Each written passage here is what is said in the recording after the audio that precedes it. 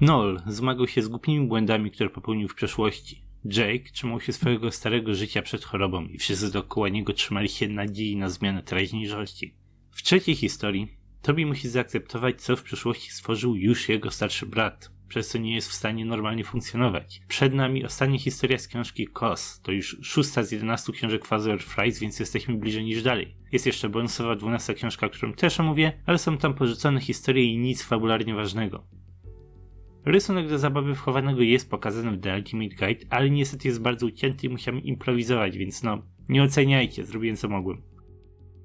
Zabawa wchowanego opowiada historię Tobiego Billingsa. Młody chłopak chodzi jeszcze do szkoły, a jednocześnie pracuje jako personel we Freddy's, w tak zwanej pizzerii i salonie gier Freddy'ego Fazbeara, Freddy Fazbear's Pizza and Games. Toby cierpi z powodu sukcesów swojego starszego brata Connora. Nauczyciele oczekiwali od niego dużo, a potem patrzyli z zawodem, gdy nie spełni ich oczekiwań. W niczym nie był w stanie wygrać ze swoim bratem, na przykład w grach w salonie gier. Connor pracował tam wcześniej, w wolnym czasie został niepokonanym mistrzem każdej gry w budynku. I Toby nie mógł nic na to poradzić. Grał, walczył, zawsze był drugi. Nie pomaga tej sytuacji fakt, że oboje byli głupi, dosyć agresywni, regularnie rzucali się sobie do gardeł. Connor ciągle, dzień w dzień, chełpił się swoimi zwycięstwami nad bratem, a Toby tylko go do tego jeszcze bardziej podżegał. A potem dostawał lanie, gdy się bili, za każdym razem.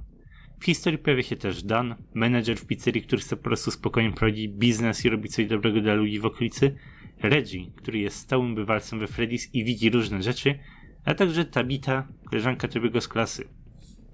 Wszystko zaczyna się po prostu od gier w salonie gier Freddy'ego. Toby ma już wygrać, już pokonać swojego brata, ale okazuje się, że jest drugi.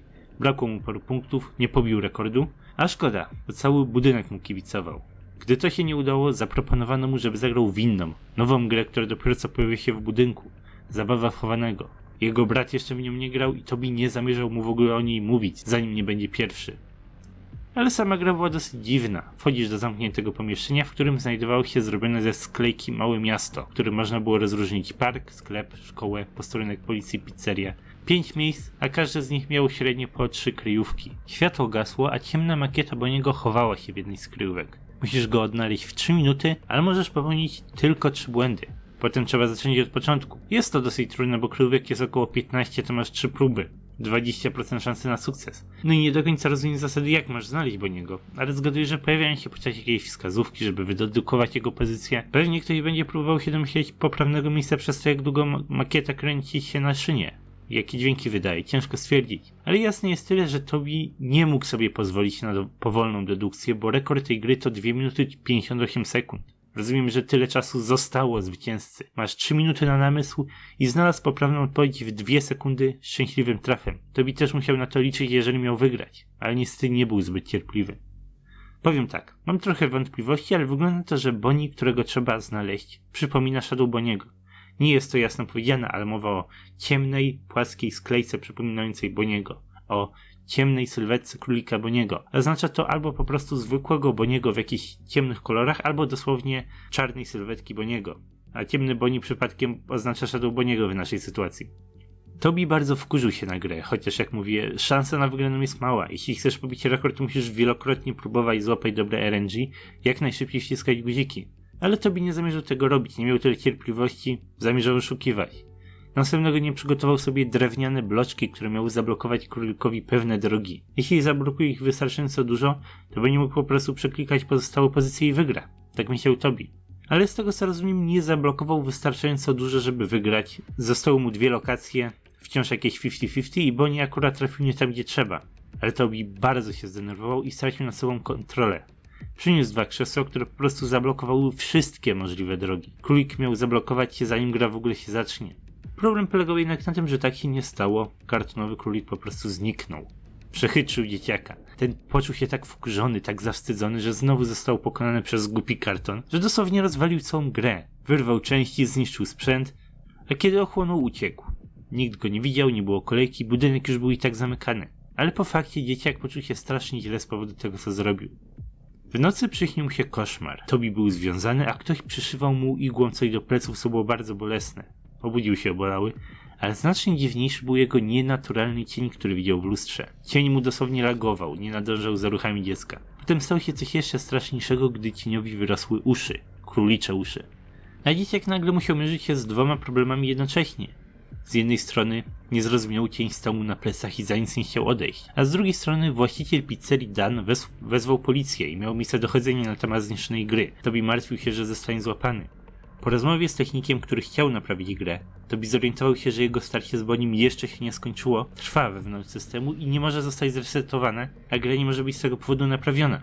Co ciekawe, Reggie, który codziennie siedział w salonie gier, wydawał się widzieć nadzwyczajny cień chłopaka. Mówił, że widzi więcej niż inni, ale też odpowiadał bardzo wymijająco i nie udało mu się wiele wyjaśnić, wiele wprowadzić do dyskusji. Tobi szukał przeróżnych sposobów, żeby pozbyć się cienia i wiele z nich było bardzo bolesnych. Chciał go pobić, zdrapać z pleców, chciał nawet odciąć, ale bałem się, że chodziło tutaj o poważne samookaleczenie. W pewnym momencie chciał utopić cień, a prawie utopił sam siebie. Uratowała go koleżanka z klasy o imieniu Tabita i zaprzyjaźniła się z nim.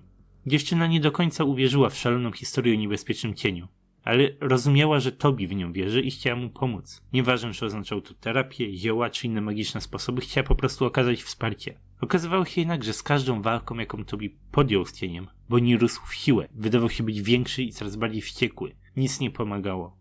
Tymczasem Tobiemu bardzo się pogarszało z dnia na dzień. Nie mógł jeść, dużo wymiotował, był osłabiony i fatalnie wyglądał do tego stopnia, że jego brat Connor przestał mu dokuczać. Nawet próbował pomóc. W jednym momencie doszło do kłótni i wyszło, że żaden z nich nie potrafi nad sobą zapanować. Naprawdę, podskakiwali sobie do gardła niezależnie od wszystkiego. W końcu jednak, pomiędzy wyzwiskami, Connor zaczął jakby odpuszczać. Nie chciał się bić z bratem w takim stanie. Dowiedział się o nowej grze we Freddy's. Nawet chciał rozwalić brata w zabawę wchowanego, ale odpuścił.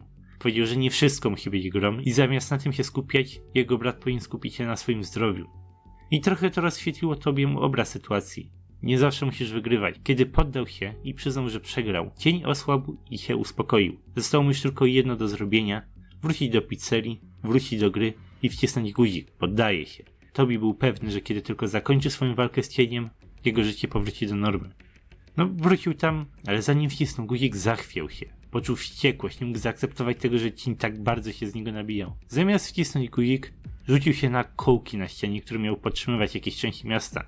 Te kołki wbiły mu się w plecy, także cień go opuścił. Wygrał. Wygrał, ale zapłacił swoje zwycięstwo życiem i tak się kończy zabawa chowanego. Historia rozwija się w dosyć ciekawy sposób. To nie jest pierwszy raz, kiedy coś uczepiło się postaci, szło za nim, osłabiało go fizycznie, to wszystko już było. Ale tej historii udało się powiedzieć parę nowych rzeczy w porównaniu do poprzedniej historii i nie było źle. Podoba mi się, że poszli bardzo dosłownie Shadow Bonniego, który dosłownie stał się cieniem w zabawie wchowanego. Tobi próbował przechytrzyć grę, a nagle przystał się do niego jakiś potwór, agonia, duch, cokolwiek, co nawiedzało Toma akurat w lokacji Freddy's. Kiedy słyszałem o tej historii, to masa osób zdawała się opowiadać o tym, że jak to zabawa wchowanego wyjaśnia, kim jest Shadow Bonnie. Że jest potworem stworzonym z gniewu i pasożytem, który karmi się negatywnymi emocjami, coś takiego? Nie rozumiem tego. Nie ma to żadnego sensu w tej historii. Zabawa wchowanego jest, dosyć dosłownie, pierwszą lepszą historią z Fazbear Frights. Te historie opowiadają o agonii, o negatywnych emocjach, o potworach, które pojawiają się i kierują się jakimiś dziwnymi zasadami. Aport jest dżinem, który bierze wszystko dosłownie. Spring Bonnie wyszedł z basenu z piłeczkami i zajął miejsce ojca protagonisty. Ballora zbliżała się do kobiety, która kradła. Kos opuścił Nola, kiedy ten przeprosił. To wszystko to jest dosłownie jedna i ta sama postać. Różne postaci, które robią jedną i tą samą rzecz. Fazbear Frights rozwija temat agonii, każe nam się zastanowić nad paroma rzeczami, ale to wszystko w żaden sposób nie wyjaśnia Shadow Bonniego. Jest tak samo bytem z agonii jak Foxy w jego własnej historii. Był gotowy opuścić Tobiego, gdy ten miał się poddać. A co ważne, nic z tego, co jest tutaj mówione, w żaden sposób nie wiąże się z Shadow Bonnie, który pojawia się we FNAF 2 czy FNAF 3. Ta postać nawet nie jest cieniem i tylko fani ją tak nazwali. Historia, która została tutaj przedstawiona, nie nawiązuje do niczego, nie rozwiązuje nic w temacie postaci, która pojawia się we FNAF 2. Byt z agonii i wściekłości nie wyjaśnia tych gier. Bycie cieniem nie łączy się z niczym, o czym jest ta postać. Shadow Bonnie nie atakuje stróża, nie staje się jego cieniem, nie próbuje wysać z niego życia. To tutaj to po prostu historia wykorzystująca potencjał Shadow Bonniego, wykorzystująca jego fanowskie imię, które dostał. No i nie jestem w stanie wiele o tej historii powiedzieć w temacie teorii. Jest jedną cegiełką czegoś większego w temacie agonii, emocji i bólu. Nie odpowiada nic konkretnego na temat Shadow Bonniego, bo interpretacje, jakie ludzie na temat tej postaci mają, są bardzo nijakie. Nic nie wprowadzają do postaci, którą już wcześniej poznaliśmy w grach. Historia jako historia, zabawa wchowanego była dosyć spoko. Skończyło się na tym, że Tobi był kompletnym idiotą i dosłownie zabił się, żeby nie przegrać. Umarł tak jak żył. Ale no jest to akceptowalne w historiach, postacie mogą być głupie. Cała reszta była w miarę ciekawa, pokazywała coś nowego i nie była aż tak odgrzewana jak niektóre inne historie. Ocenię ją jako najlepszą średnią historię póki co. Wyżej niż historia Foxiego, niżej niż historia Phantom Freddy'ego, wybór. I zbliżamy się już do końca, ale został nam jeszcze Stitch Right Stingers. Larson trafił do kryjówki Stitch Righta i zobaczył, jak ten wrzuca do zgniatarki przeróżne części animatroników, w tym głowę Foxiego. Kiedy dwójka zobaczyła Larsona, Andrew chciał go powstrzymać, ale Jake nie pozwolił skrzywdzić mężczyzny, więc przyjął kontrolę nad strojem i puścił zgniatarkę w ruch, a następnie sam wskoczył do środka. Wyglądało na to, że misja została zakończona, zebrali wszystkie potrzebne przedmioty i te duchy mogły już odejść. Wszystko zostało zniszczone. Larson nie mógł już nic zrobić. Nie mógł nawet zdążyć z powstrzymaniem maszyny. Stitch Right został zniszczony. Jake złapał Andrew za rękę i poszybował w kierunku swojego przyjemnego wspomnienia, ale wtedy coś ich zatrzymało. Zwieszcza siła złapała Andrew za nogę i nie chciała puścić. To był Afton, to był mężczyzna z sali 1280. Jake odrzucił pozytywne wspomnienie, żeby wrócić na ziemię, uderzył Aftona, a w międzyczasie Andrew po prostu sobie zniknął, odszedł, odleciał. Larson widział białą zorzę i domyślił się, że dzieje się tutaj coś paranormalnego, choć nie mógł tego do końca zrozumieć. Myślał, że to już koniec, więc odszedł do samochodu. Miał przy sobie jakieś dowody w sprawie Stitch Righta, który chciał wykorzystać, żeby się z nim skontaktować, ale wyglądało na to, że przyszedł za późno. Afton jednak wygrał. Zyskał kontrolę nad robotem. Wypluł z siebie jakiś fragment, zgaduję, że chodzi tutaj o Jake'a, i zaczął się formować z przeróżnych części animatroników, tworząc z siebie ponad 4-metrowego potwora z wielkimi króliczymi uszami, a następnie skierował się w stronę Larsona. Tak się kończy cała książka. Odpowiada nam to na parę pytań i zamyka pewną część historii. Stitch Right nie składał się z 2 duchów, a z 3, co już było wcześniej zasugerowane. Kiedy mężczyzna z sali 1280 się skończył, a w ten wybuch w centrum dystrybucji Fazbear Entertainment, Andrew nawiedził Apporta. I William najwyraźniej też to zrobił. Albo może nawiedził coś innego, co trafiło do Stitch Righta, ale ostatecznie stał się jedną z 3 części tego robota. I był to wściekły duch, bo mógł po prostu pozwolić dzieciom odejść i dopiero wtedy przejąć kontrolę nad śmieciami, ale nie. Chciał ich przy sobie zatrzymać. Tutaj kończy się historia Andrew, który zniknął i najwyraźniej uwolnił się. Ale najpewniej to jeszcze nie jest koniec historii Jake'a. Dopiero dowiedzieliśmy się, kim ten dzieciak jest. Ale przechodzimy do dosyć ważnego punktu kulminacyjnego historii. Misja Stitch Righta się zakończyła. Tymczasem pojawiło się coś nowego. Afton powrócił jako ogromna mieszanina części animatroników. W fandomie mówi się na niego Afton Amalgam, czasami mówi się też Transformers lub Mecha, ale jest tylko 2 razy większy od człowieka, nie jest aż taki gigantyczny. Andrew odszedł, a Jake dopiero teraz zostaje jakby wyjaśniony. Jeszcze dużo przed nami, bo jesteśmy na 6. części z 11. Gruby kawałek historii właśnie teraz się zamknął, a przynajmniej je zamyka, bo do tego przyda się nam co najmniej jeszcze jedna historia. Jeśli czytacie polskie wydanie na bieżąco, to pewnie już wiecie, o czym mówię. Póki co, na dzisiaj dziękuję wam za oglądanie. Zrobiliśmy maraton Fazbear Fright i za miesiąc planuję zrobić następny z Cliffów. Potem następny z Gumdropa. Jak dobrze pójdzie to na styczeń, nadrobię wszystko, skończę to. Będę mógł zająć się Tales from the Pizzaplex. No ale znacie mnie, znacie moją systematyczność, niczego nie obiecuję. Póki co, do zobaczenia w następnych odcinkach.